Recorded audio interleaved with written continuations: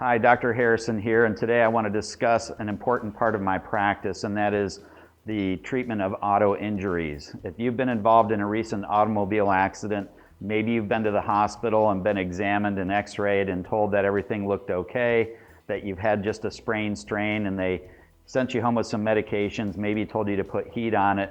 Well, I'm telling you there's a lot more that can be done, and actually I wouldn't recommend the heat. I would recommend starting with ice. Maybe you didn't go to the emergency room and maybe you called your primary doctor and they told you we don't treat these types of injuries, and so you're kind of confused, well, where do I go for treatment for these types of injuries?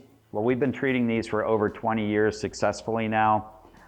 We know the medical legal side of it. If you have representation, we can make sure everything's documented properly, but more important is taking care of the pain and the injuries that you may be suffering with. So if you were told to use heat, please stop using the heat, especially if you're still having a lot of significant pain. What I want you to do is switch over to ice. The ice will do much better for you, just like if you were to sprain your ankle. If you sprain your neck or back, you always start with rest, ice, compression, and then relaxation as much as you can. So avoid aggravating the injury. The ice will help bring the swelling down. It'll also take some of that pain away. And I think you'll find that you'll do much, much better with ice versus the heat. When you've had a sprain strain, you've actually torn muscles and ligaments in there.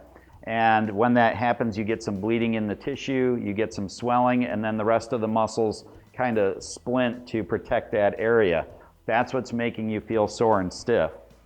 So if the pain isn't resolving on its own, if you come into the office, what we do is we try to reverse that process. We want to get the swelling to go down, which is why we start with the ice. We use muscle stimulation to help relax the muscles. And then we use joint mobilization or chiropractic adjustments to increase mobility in the joints. That's really important for a few different reasons. Number one, if you lose mobility in the joints, that's what leads to arthritic change over time. Many times we'll see patients who come into the office years down the road after an accident, and by looking at their x-ray, I'll be able to tell that they had an injury at that specific level years prior, and I will ask them what happened, and they'll tell me, and many times they didn't go for therapy or treatment afterwards. They didn't restore that mobility back to normal or as close as they could get it to normal, and now 15 or 20 years later, they've got arthritis in the joint. So the younger you are, the more important it is to rehabilitate these properly. Another important factor is when the body is healing those torn muscles and ligaments, it's going to lay down scar tissue. That's good and bad. It's good because those tissues need to be repaired, but it's bad because scar tissue is not elastic like the original tissue. So it's not as flexible or as elastic as muscle tissue is, so we want to minimize that scar tissue as much as we can.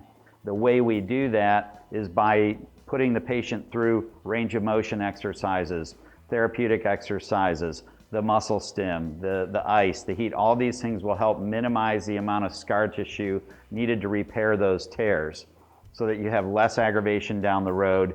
As you know, if you've ever known anybody with an old injury and they'll say, oh, my old knee injury is acting up or my shoulder injury is acting up, that's the scar tissue that's usually aggravating and causing those flare-ups. So we want to minimize that as much as possible.